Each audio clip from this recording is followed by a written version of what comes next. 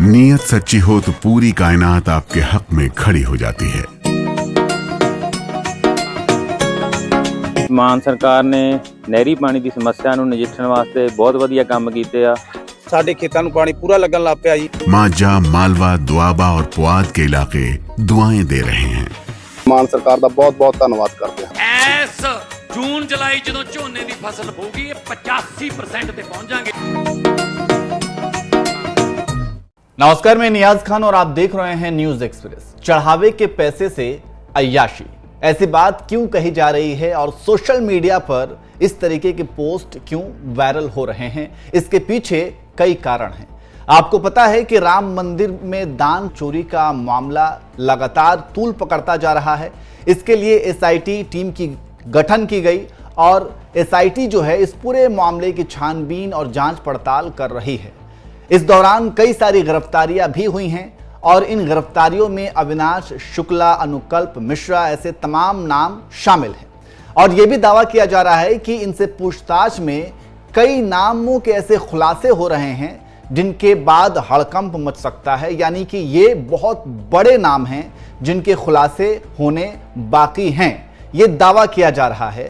और इस पूछताछ में इनसे भी संबंधित बहुत सी ऐसी खबरें अब निकल करके सामने आ रही हैं जो चौंकाने वाली हैं। जी हां, आपको बता दें कि अविनाश शुक्ला को लेकर के ये कहा जा रहा है कि जब उनसे पूछताछ हुई तो ये पता चला है कि वो चढ़ावे के पैसे से अय्याशी करते थे। मतलब ये कि उस चढ़ावे के पैसे को जो है वो अपनी महिला मित्र पर खर्च किया करते थे। जी हां, ये दावा किया जा रहा है कि 15 लाख रुपए से ज्यादा के लेन देन की जानकारी सामने आई है और पुलिस अब इस लेन देन की जांच कर रही है कि ये चढ़ावे की चोरी से जुड़ी है या नहीं, क्योंकि 15 लाख रुपए का ये जो लेन देन है वो ये आरोप है कि अविनाश शुक्ला ने ये लेन देन में गड़बड़ी की है। और जांच में ये भी पता चला है कि उनकी एक महिला मित्र यानी कि गर्लफ्रेंड हुआ करती थी जिनके ऊपर उन्होंने 2 लाख रुपए खर्च किए, यानी कि 2 लाख रुपए उन्हें नगद उन्होंने दिया, कैश दिया और इसके अलावा एक महंगा फोन भी अविनाश शुक्ला ने अपनी महिला मित्र को गिफ्ट किया था। तो इस तरीके के तमाम दावे किए जा रहे हैं और पुलिस इसकी छानबीन कर रही है। और इसके साथ साथ हम आपको ये भी बता दें कि अविनाश शुक्ला के भाई ने जब उनसे इस बारे में पूछा तो उन्होंने ये कहा कि ये जो पैसे हैं वो चढ़ावे के तौर पर जो वहाँ पर भक्त जाते हैं तो वो लोग उनकी मदद करते हैं और इस मदद से खुश होकर के वो उन्हें पैसे देते हैं या फिर जो जजमान हैं वो उनको पैसे देते हैं। तो इस तरीके से वो पैसे उनके पास आए हैं, इस तरीके का अविनाश शुक्ला के भाई ने कहा। इसके साथ साथ पुलिस अब जो है इस पूरे मामले की छानबीन कर रही है और आरोपी के बैंक के जो लेन देन हैं और नगद लेन देन और संपर्कों की भी अब उसकी छानबीन की जा रही है। तो इस तरीके से छानबीन की जा रही है और दूसरी तरफ अनुकल्प मिश्रा को लेकर के भी बड़ा खुलासा किया गया है। जी हां, चढ़ावा चोरी की रकम से 20 बीघा जमीन खरीदने का आरोप अनुकल्प मिश्रा पर लगा है।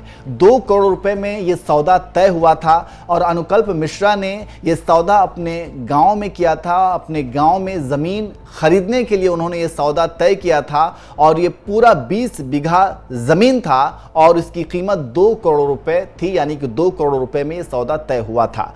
तो तमाम तरह की जानकारी निकल करके सामने आ रही है।